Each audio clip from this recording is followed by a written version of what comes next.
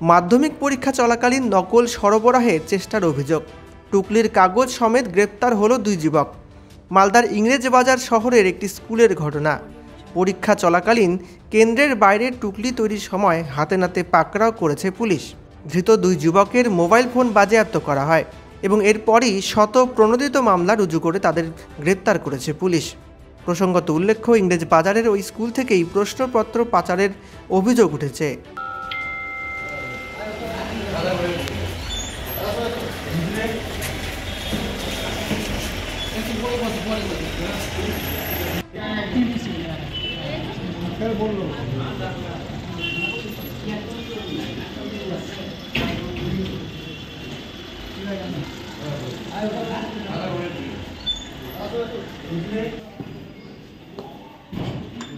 বলে